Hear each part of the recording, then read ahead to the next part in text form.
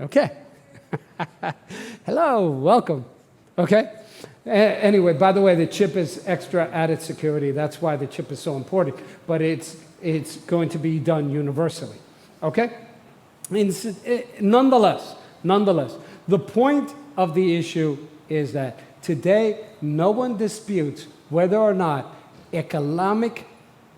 people can stop you from buying or selling.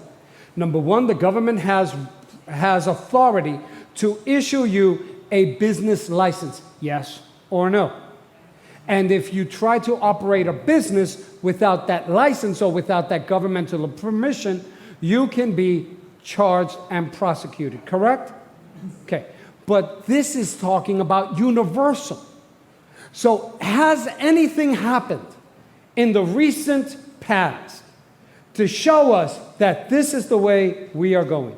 And the answer is yes. October 12th, Reuters News. A new report from the United Nations recommends the role of the dollar as a reserve currency should be reduced. Instead, it proposes a new supranational currency. Dmitry Medvedenko looks at the implications of this long-debated concept.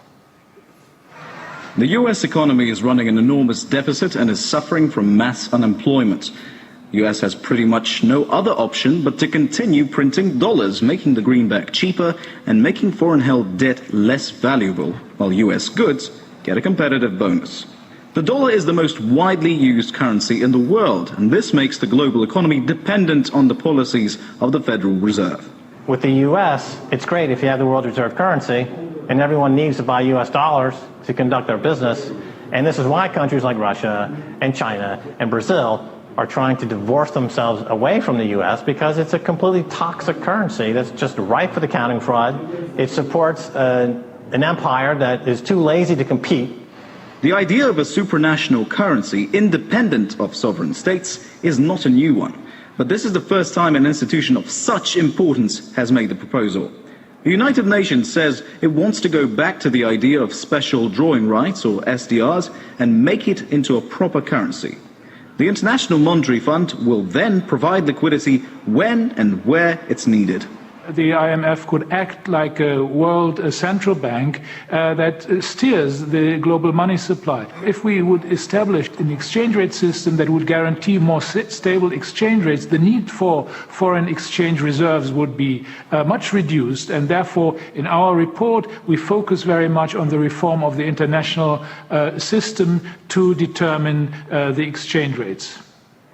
The idea will allow for a more united global financial policy, reducing the risk of crises like the one we're all in now, which has been widely blamed on the United States.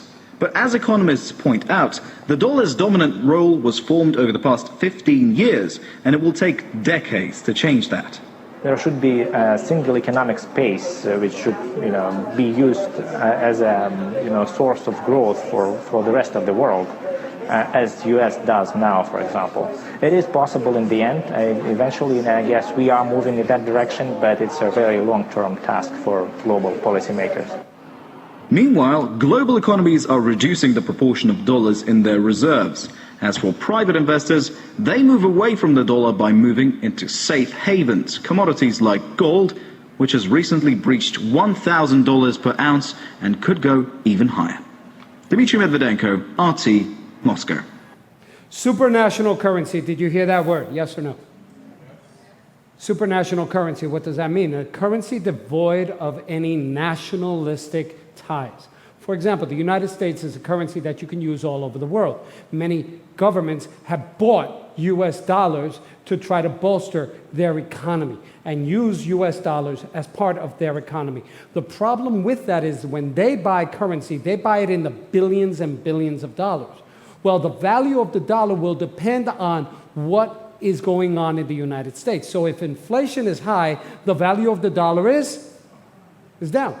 Therefore, they lost money. And since they can no longer trust whatever happens in the United States, because one party might come in, another party might come in, one economic policy might be accepted by one party, another economic policy might be accepted by another policy, you never really know the value of your reserve, the value of the money that you have taken. You don't know actually how much you really have.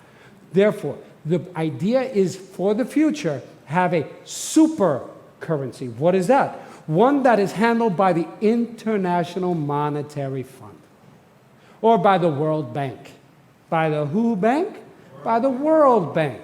By the International Monetary Fund. I didn't know that existed. Yes, it does. Will not be able to buy or sell. Now, if you will please care to note, Revelation chapter 13 also hints that the power behind all of this will be a religious power. Why? Because governments you don't worship, but there is only one government on the face of this earth that its leader believes it's a God. He's a God.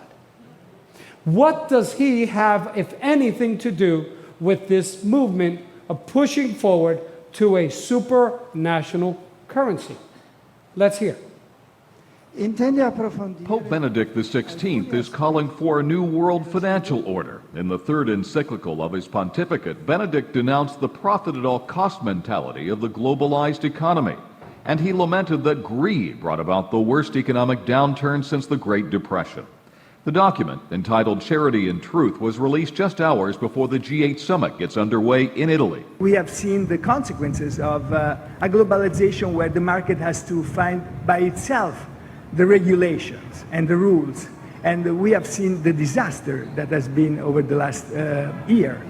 The pontiff stressed that he is not opposed to a globalized economy, saying that if done correctly, it has unprecedented potential to redistribute wealth around the world. But he did warn if globalization continues on the current path, modern societies risk increased poverty, inequality, and further environmental damages. I think that for sure the Pope thinks that globalization without a soul and without a link with veritas, with truth, is at a high risk. Mark Hamrick, The Associated Press. Globalization without a soul. Did you hear that? What does that mean? That means a system devoid of any spirituality. These are code words. Veritas. Did you hear veritas? An economic policy that redistributes wealth, but without veritas. Let me handle the veritas. Veritas is truth. That's Latin for truth. When the Pope speaks about truth, who is he speaking about? Speaking about himself. So a globalized economy can do good for redistribution of wealth, but it needs a soul, it needs a religious base, it needs veritas, it needs a leader. It's him. Now, did you notice that he's speaking about redistribution of wealth? Yes or no? Did you hear that? Redistribution of wealth. That is very good. Please note that that is what the Bible is telling us, that we are looking at in the future. We're looking at a socialized system form of government. Oh, Pastor, how can you jump to that conclusion? There are three forms of government. Forget about monarchies because, no offense, okay, but it's very few. Okay, so moving on. So there are three systems of government. Let's forget about the monarchy for right now. Is that all right with you? Number one is communism. Communism has been shown to fail. Just recently, Kim Jong-il or Kim Jong-sun, whatever his name is, I think it's Ung just shook hands with Trump. Okay? China has already demonstrated that they have multi-billionaires among them. You can't have that if you're communist. Well, not openly. They do exist, trust me, they do exist, but not openly. So they have turned to socialism. Soviet Union no longer exists, now it's called Russia. The last stalwart was North Korea. Notice, they're failing.